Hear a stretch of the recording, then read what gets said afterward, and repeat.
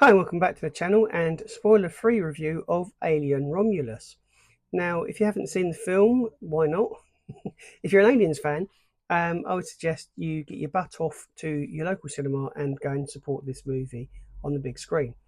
The reason why I say that is because Alien Romulus was originally going to be put on Hulu and other Disney streaming platforms, so it's going to go straight to streaming initially.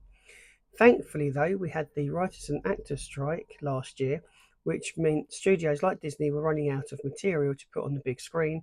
So this film got bumped from streaming platform to the silver screen, and I'm really pleased that they did. This film filled me with an awful lot of joy as an Aliens fan. I was very pleased and I enjoyed this film. Don't get me wrong, I will get to the criticisms of this film a bit later on in the review. As I say, this is spoiler free. But I thoroughly enjoyed this film, and if you enjoy the Alien franchise as a whole, then you're going to enjoy this movie. The bad bits I'll get to, but the good bits. There is plenty of homage to the original films and also the prequels too. For instance, the nodding chicken thing makes an appearance in the calf, and I had to chuckle to myself because I quite like that. I think it's appeared in most of the Alien movies so far, and it might be one of those recurring things. Who knows? Kayleen Spaney plays Rain, and she is the lead focal point of this movie. In fact, some people would reference her to Sigourney Weaver and Ripley. Then you have David Johnson, who plays Andy. David Johnson is the standout member in this cast. He steals every scene that he's in.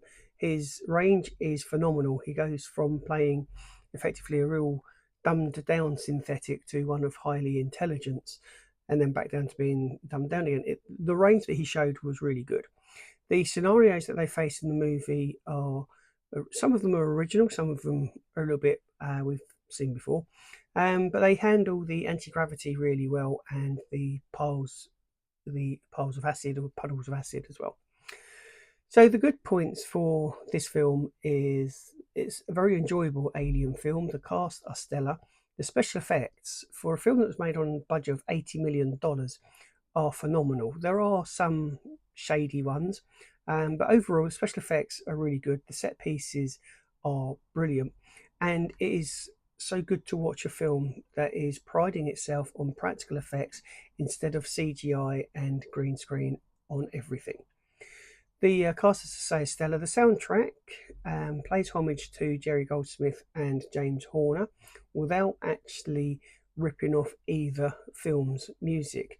There are some riffs, and you have some familiar tones to the music, to the soundtrack at the specific scenes, and they're there, and they add to it because they generate the atmosphere from the original films, which is what you want in an alien film, is plenty of atmosphere, and you do get that.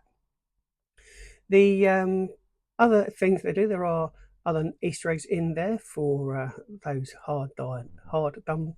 are hard done by actually, aren't we? Hard done, diehard fans. So yeah, there are plenty of Easter eggs in there. The nodding chicken thing that we see in Aliens is there as well. They handled Ian Holmes' character in the film, and really, I feel they've done it really respectfully.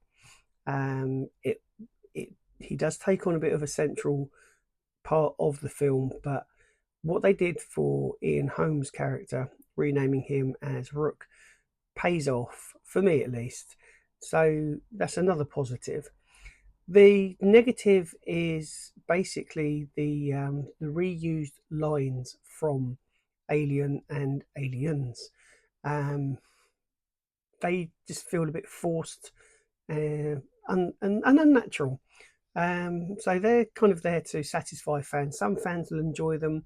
There were one or two that I did enjoy. There were one or two that I felt really. But again, I won't spoil it. I won't tell you what ones they are. I'll let you go and see the film and make up that decision. So the first two-thirds of the film are really good. The pacing's great. There is a scene where we have a countdown, and once you hit that scene, you're on countdown to the end of the film, and everything happens within that time frame as well.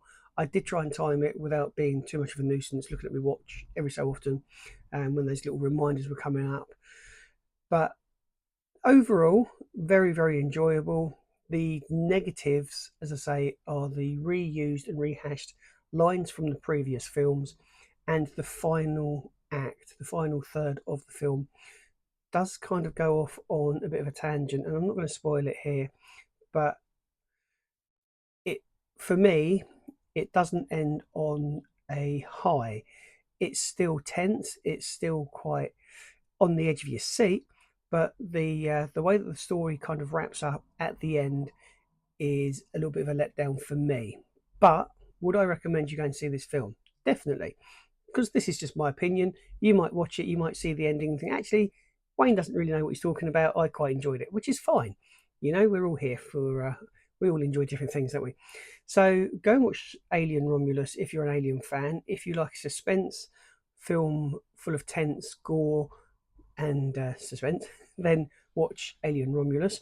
The thing that was a bit funny for me is I'm not generally a horror fan. They don't generally appeal to me.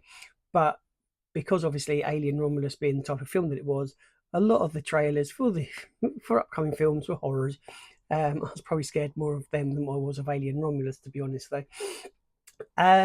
So yeah, the ending for me is a little bit of a letdown, but go and watch it. Tell me what you think. I would give this. It is probably the third best film for me in the franchise, and that's all previous films, so six films.